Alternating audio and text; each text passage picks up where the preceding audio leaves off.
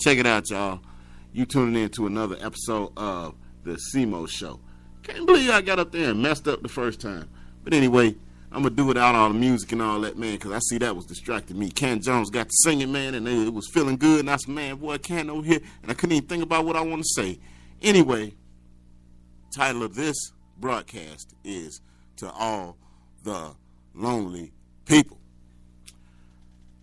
Yeah. Why do I want to talk about lonely people, you might ask? Because I, for one, should have been the poster child for loneliness. Yeah.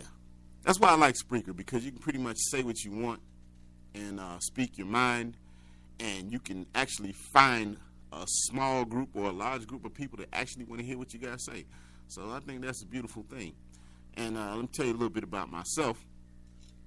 I am proud to say I was a nerd for most of my life. Ain't ashamed of it, proud of it. I learned a lot from it. And one thing's about being a true, dedicated nerd, a standout nerd, is I completely sucked with the ladies. I mean, garbage with the ladies. My rap was null and void, if you will. Couldn't score. Yeah. Through high school, through Job Corps, through all that. Just sucked with the ladies. Tried and tried again. Couldn't get a girlfriend. I either got just the flat out no, the flat out get out of my face, or I got the friend zone. Got to the point when I did get a female's attention, the alpha male would come along and steal her from me, which sucked even more. Try to adjust this mic a bit, if you will. But, yeah. My father had game. My brothers, they had game. Still got it, you know. Me, I don't know what happened to me, but I sucked with women. And it got to the point where, on a serious note, where I just thought that I was the ugliest thing walking the planet. You know, I just felt like there was nobody out there for me. I felt like God was punishing me for whatever reason. I was like, man, God, why did you make me ugly and undesirable? And why'd you do this? Why? Never understood God's plan. I might be all over the place with this one, but I took a few notes because there were some key points that I wanted to hit and speak on. But, yeah, loneliness is a terrible emotion. And I got a lot of friends on Facebook, and I see a lot of posts, and I just have a lot of concern for some of my friends because they express how they're having bad luck in relationships, and I remember so well how that felt. And this is a broadcast that's pretty much meant to encourage and strengthen and help somebody, and I'm hoping that I can help some people that's hurting right now feel a little bit better. So let me get into some music right now so that I'm not distracted. This is Kenton Jones, and it's called Beautiful. It's dedicated to all the lonely ladies, because I ain't finna call no dude beautiful, man. No offense to anybody, but that ain't my style. So, yeah, check it out. Hey, beautiful. You're beautiful. Hey, beautiful.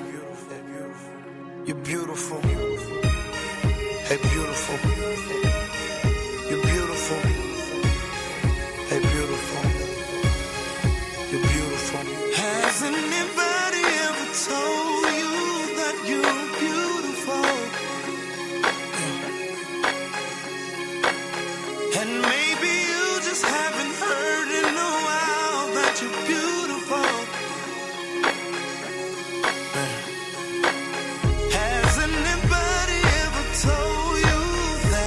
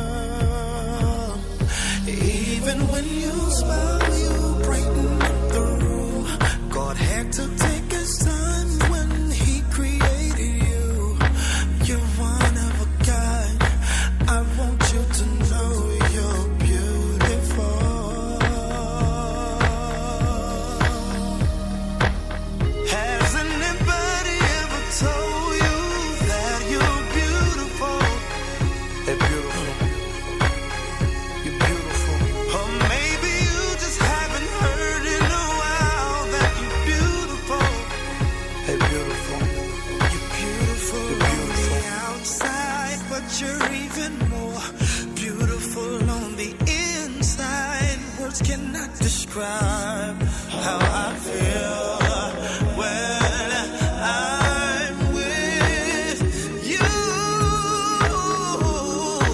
You bring me joy, and I wanna be the one to return that joy. And I don't want nothing from you. It's unconditional. You're what I've been searching for, and I want you to know that I think you're beautiful. Has anybody ever told you that you're beautiful? Hey, beautiful. You're beautiful. And maybe you just haven't heard in a while that you're beautiful. Hey, beautiful. You're beautiful. Has anybody ever told you that you're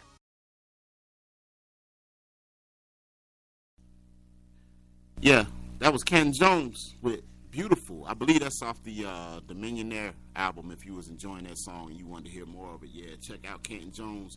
And I believe that is off the Millionaire album. But check out all his albums because every one of them cold. But anyway, yeah, I just thought that a lot of you needed to hear that right now. Because, like I said, I remember the days when I was just lonely and hurt and thoughts of suicide, just thought I didn't have no purpose. I mean, a person really needs to be completed with that helpmeet, that opposite sex, that love that God speaks about in the Bible. You know, he put man and woman, you know, on earth so we can be together and repopulate the earth and replenish the earth and all that good stuff. But yeah, you know, everybody deserves love. They deserve to feel loved, to be loved, and they deserve to have somebody to love. So what I want to talk about today is just how to help get people to that point. Now, one thing I want you to understand is I'm in no form, shape, or fashion an expert. Nothing that I'm saying is to be taken as fact. Just my advice, my thoughts, things like that. You can take it or leave it.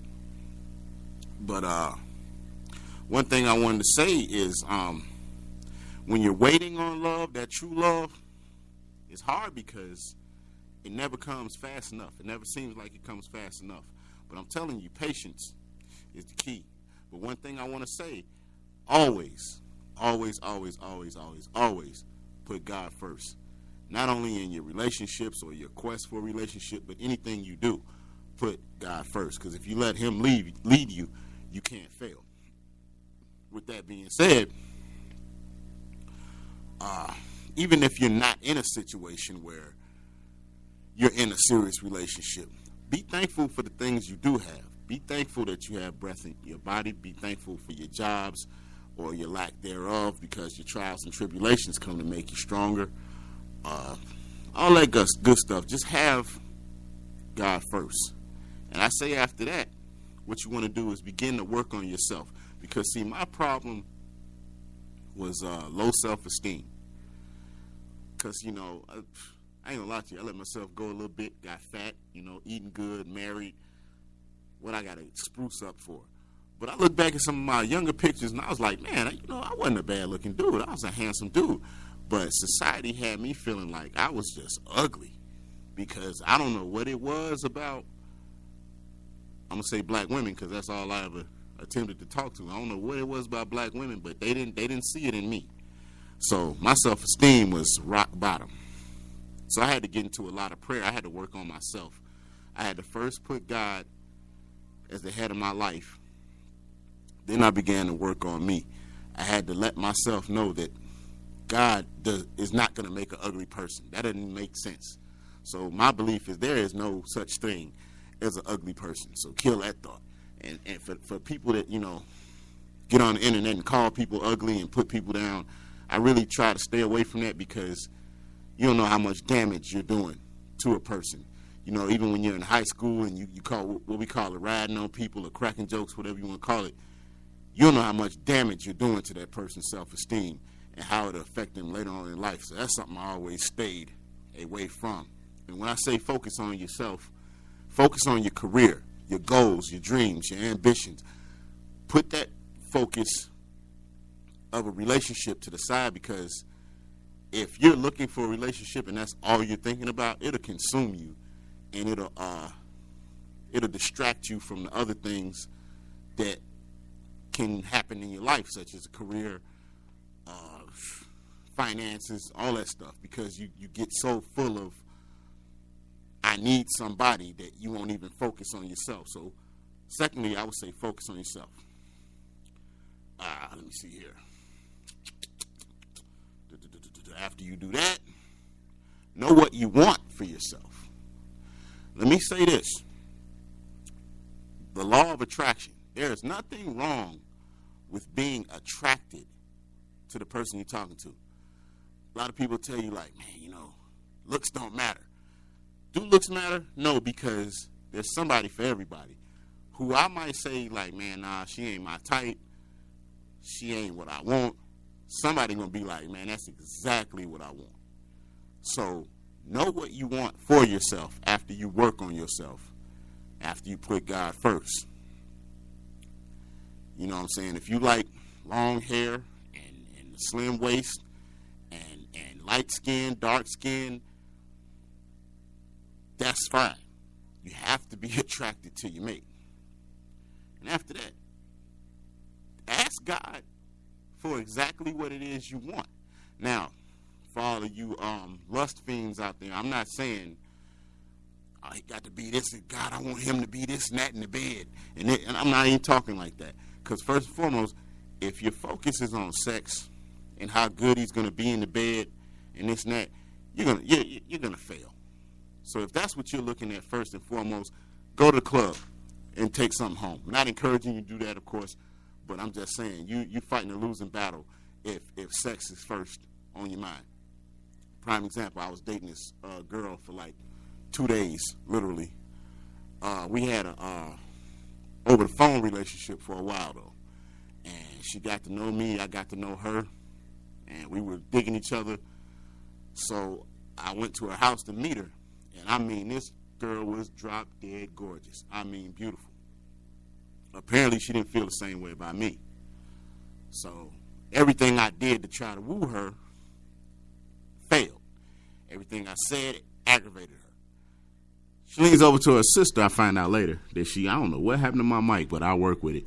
She leans over to my sister later on, and she's like, I don't like him. He ugly. He better be good in bed. So I'm thinking, when I heard that, I'm like, you're going to sleep with me, but you don't like me. That was the dumbest thing I ever heard. So her sister and I were real cool. We were friends. She was dating my homeboy at the time. And she leaned over and told me what her sister said. So I packed up my stuff, went back home. I was like, not like I spent the night, and I picked up my Doritos and my iced tea that I bought, and I went back home. I'm like, I'm not going to deal with that. I respect myself a little bit more than that. So, yeah, but there's nothing wrong with being attracted to a person. But don't go having sex with people because you're bored. That's not love. If you're looking for sex, then you might as well turn me off right now, because that's not what I'm into. But, what else we got here? I said tell God exactly what you want.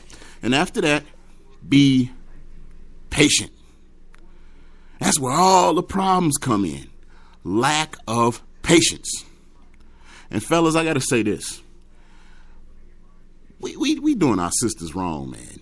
From the beginning of the days of NWA with the music and Too Short and all that, and society and the media has engraved in our minds to disrespect and dishonor our women. And for years and years and decades, they have been paying the price and feeling the hurt of our ignorance and stupidity. Let me tell you something. A woman, all women, I'm not just talking about one race, all women are to be treasured, loved, embraced, cared for, nurtured, protected, all that good stuff. But let me focus my attention on the black queens for a minute. Black women have stood by our side since they snatched us out of Africa.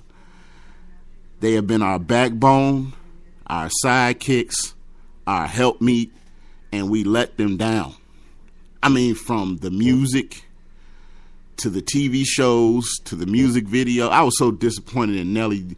You swiping cars and women booty cheeks and stuff. And this is, like I said, none I'm saying is fact. These are my thoughts, and I can think whatever I want. But in my opinion, this is what drives women to twerking and making imbeciles of themselves, or saying, oh, I'm going to find me a white man because a white man going to treat me right.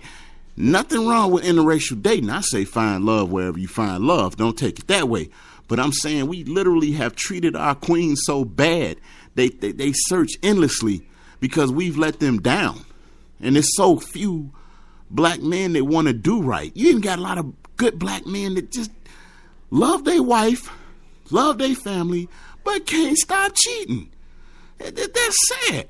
And the Down Low brothers, man, y'all, you can go jump off, take a long walk off a short cliff. Cause nah. But yeah, we let our women down, man.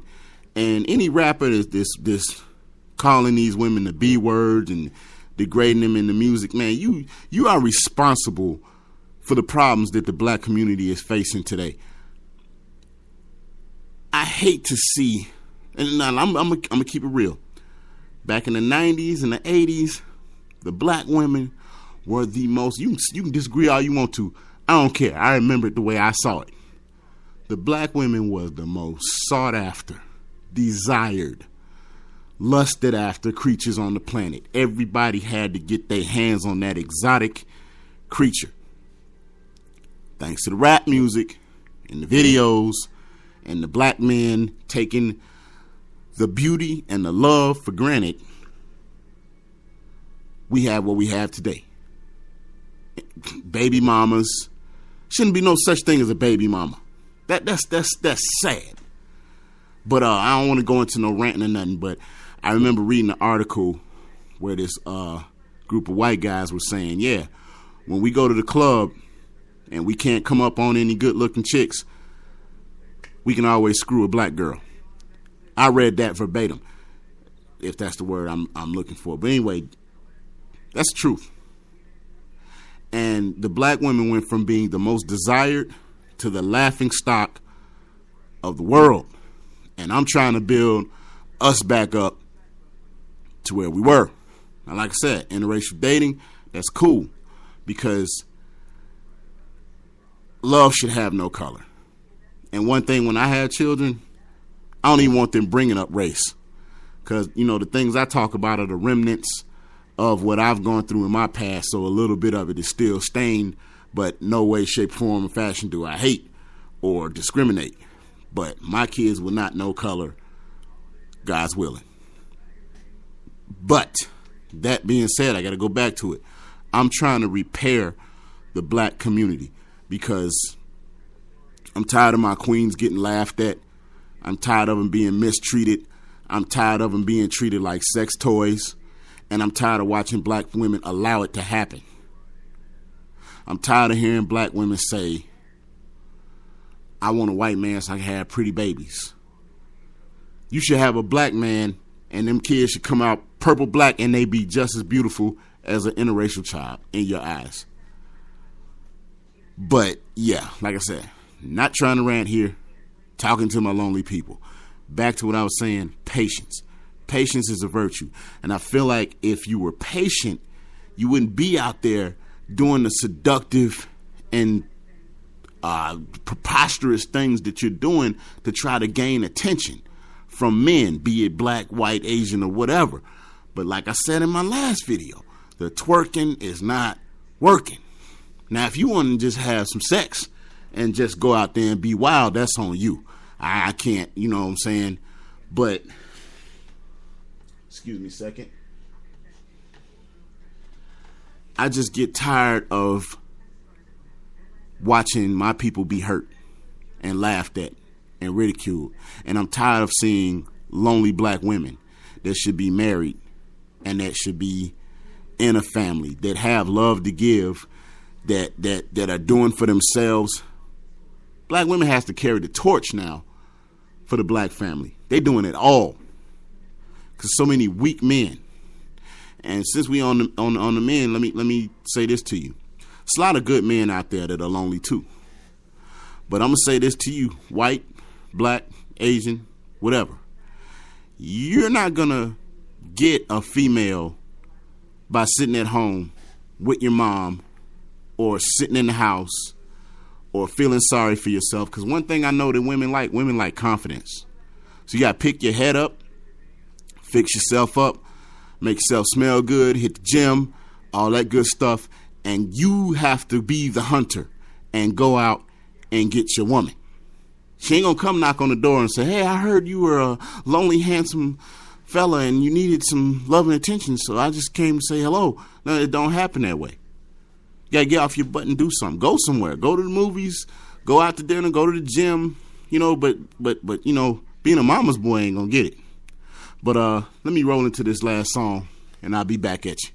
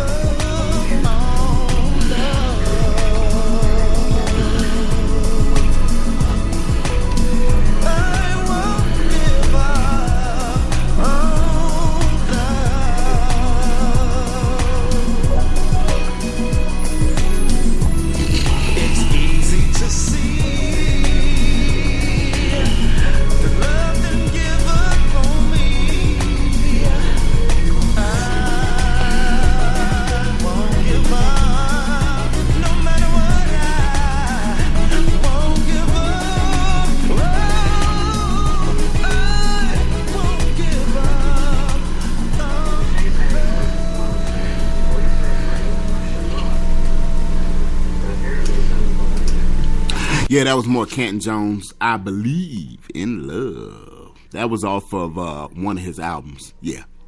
You had to find that one on your own because I don't even remember. I got all his albums, though.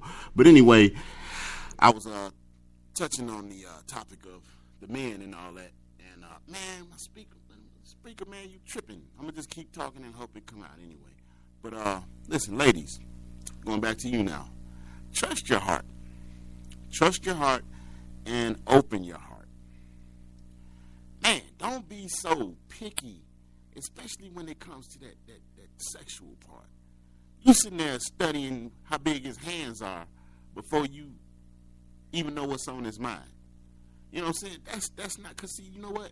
If you follow God's law, I know I got aunties and mamas and stuff listening. Y'all plug your ears. But if you follow God's law, you know, things like the size of his anatomy and all that would not affect you, because when you marry that person and y'all become one, he's going to fulfill all your needs because you're clean and you're you know what I'm saying, you guys have saved each other from marriage. But since we don't do that, understand this: God is a forgiving God.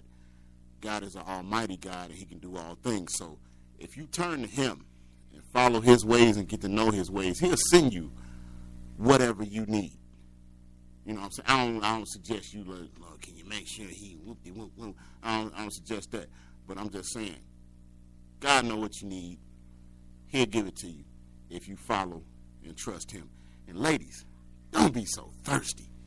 The thirst is just, oh man, the thirst is great. Let me tell you this. Me personally, I feel like I'm a good guy. I feel like I'm a good catch. One thing I don't like is a sexually aggressive woman.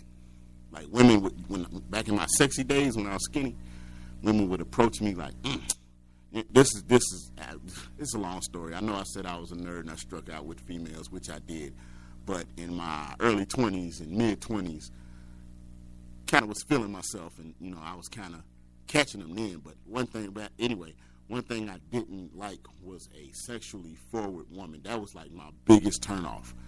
But like if a sweet young lady came up to me and was like, "Hello, how you doing? My name is such and such." Oh, boom, she had me with that.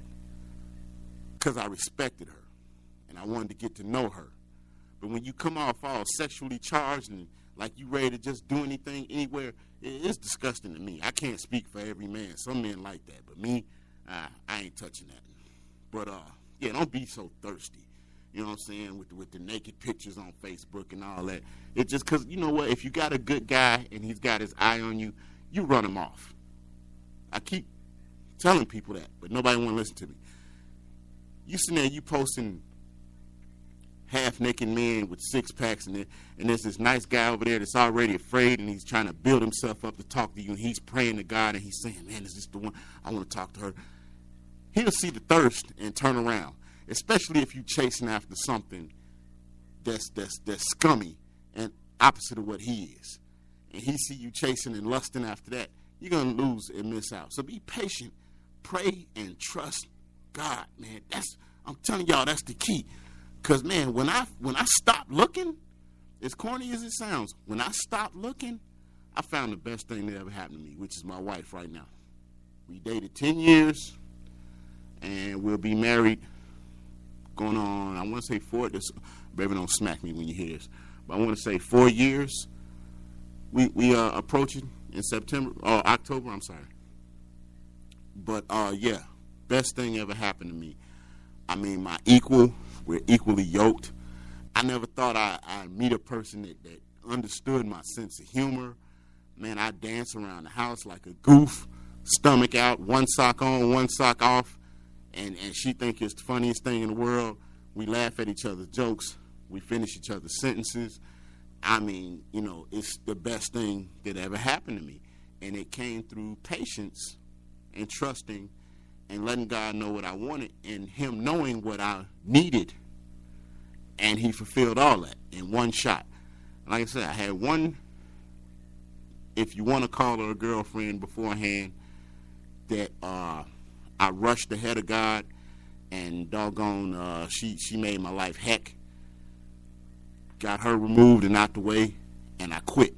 I quit searching. Now, when I say I quit searching, meaning I quit being thirsty, and I quit, I don't want to make a contradiction, and I quit lusting, and I quit acting like an animal in heat, and I just prayed to God and said, "Hey, this is what I want in my life. This is what I need. I need my soulmate." And when I looked at my wife, I knew. And when she looked at me, she knew. And I want the same happiness for all of y'all. Like I said, I was all over the place. Couldn't really formulate my thoughts. I don't know.